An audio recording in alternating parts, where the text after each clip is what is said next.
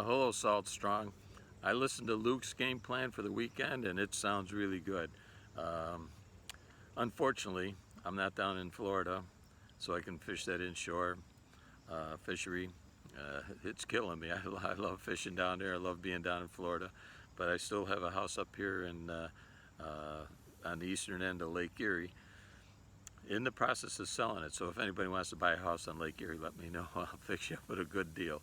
Well, anyways, I'm going to give you my game plan for the weekend. And we have a really great weather in store for the weekend. We have real light winds. It's going to be warm. It's going to be sunny. It's a perfect time to be out on Lake Erie. Now, on Lake Erie right now, the walleye, lake temperatures are a little warmer than normal. So the walleye have shifted westward of Sturgeon Point.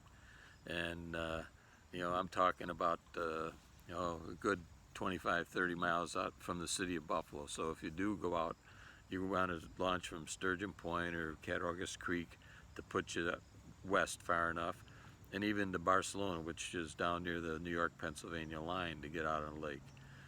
But if you launch out of Sturgeon Point, you're going to run maybe about 13, 14 miles down the lake, and you want to be about you're going to be 7, 8 miles from shore, and you're going to be in that 70, 80 foot of water, and those fish are down near the bottom where it's a little bit cooler, and you're going to find walleye that are going to be laying right on the bottom, and some suspended up maybe about 10 feet, 15 feet off the bottom, and they're down there. There's minnows down there. That's what they're feeding on. So you can bottom bounce from them. That's the way I fish for them. Some guys use downriggers, and they're dragging stick baits, and they're dragging worm harnesses, but I'll bottom bounce with a worm harness. You go slow. You're only going to be trolling about 1.5 to 2.5 miles an hour. I like to stay around 1.8 at the most, and just kind of bottom bouncing. Your sinker's just touching the bottom, comes up off the bottom, touches again. That's bottom bouncing, and you should be able to pick up walleye pretty quick. There's a lot of fish out there. We're at some of the record levels for walleye in Lake Erie. But for you folks that can't get out real far and fish for those walleye, don't be discouraged. There is a lot of walleye that stay close to shore, and those walleye like to hide in the grass, the weeds. The weeds aren't very tall. You're in 6 foot of water. Weeds only come up about 2.5, 3 feet off the bottom. They're not real long. You'll see some taller patches of weeds, but most of them are in that 2.5, 3 foot, 3.5 foot length.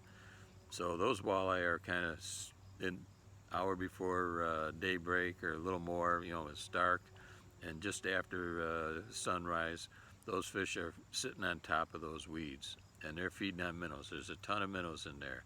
A lot of your young of the year fish, they spend their time in close to shore, and in the weeds. They're protected from the big fish, but there's fish in there that feed on them. So fishing that close in water. And the way I fish for them, again, I like worm harnesses. It's very, it's a good method for walleye. They like to eat worms. I don't know where they see them or what they think they are, but they like to eat worms. So I'm running a worm harness, and I'm running on a little mini board to keep it above the weeds, and just a split shot. That's the only weight I use on that. I let about 75 feet of line out, so that drops about 3 foot down from the surface, and I just have that mini board that carries it away from the edge of the boat, carries it out. You can run them out about 50 feet from the boat. Boat disturbs the fish, so you want to get outside of the path of the boat, and you'll pick up a lot of walleye. But once it gets sunny out, the sun gets higher in the sky, those walleye, then they're going to go down to the bottom and in the weeds, and you can't get them out of there with a worm harness. But fish that really early, get out there before the sun gets up, and you'll have really great fish, and you can limit out pretty quick. And in Lake Erie, we're allowed 6 walleye a man, so I've taken people out on charters, and we've limited out in 45 minutes. You get three guys in a boat, 2 or 3, and it's amazing how fast you can catch fish. It's a lot of fun. Get off the water early, you can go and have breakfast someplace. So that's a really good game plan, as far as getting fish. That deep water, that's good out there. You should be able to catch fish and limit out pretty quick. But if you can't get out right at sunrise and you still want to catch those walleye that are in shallow, there is a way to get down in the weeds, and you can use a simple jig. Now, when you're jigging for walleye, I would use minnows. I'd tip a jig, a little lead head jig, 1/4 ounce, tip it with a minnow and just drop it down in the grass and jiggle it a little bit. You might want to drift through the grass. The grass isn't quite that thick that you can't drift a little bit with a jig, and just hang on, because you put it in front of a fish's face, he's going to eat it. They're eating minnows down there. If you want to drag a worm through the grass, you can do that on a jig. I would use half a night crawler, tip it on the jig, and you can cast it out and just drag it real slow through that grass. Give it a hop once in a while, and you can pick up walleye that way. I do it personally when I'm fishing by myself. I like to jig for them, and it's a lot of fun. If you get out in the mid depths, you're not running way out in that 70 feet of water. When the water's cooler, like in the fall or early in the spring, you can pick up walleye over rocky piles and stuff like that, and you can jig for them. But that's my game plan for this weekend as far as walleye. Now, if you want bass, you're going to fish in that 40, 50 foot of water. With your fish finder, just go along and look for rock piles. When you see a rock pile on your fish finder, you should be able to see fish arches on it, and most likely those are bass, and you just drop shot for those. Use that Berkley Max Scent on a drop shot rig. Just drop it down there, and you can leave it steady. Don't jiggle it around too much, and those bass will come up and grab it. Sometimes you got to shake it just a little bit, but you don't want to be moving it around a real lot.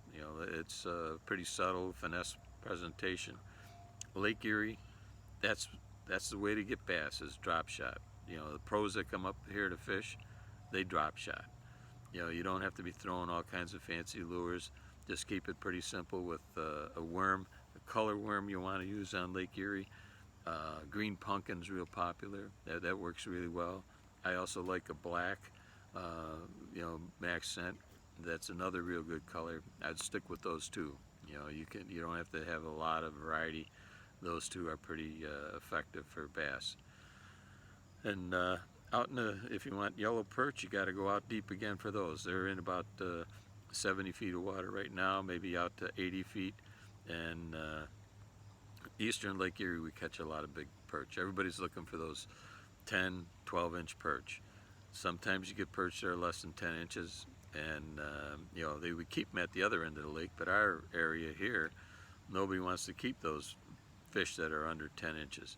So you bring them up from those depths, and you're going to let them go, they're not going to survive. They're going to end up being seagull food.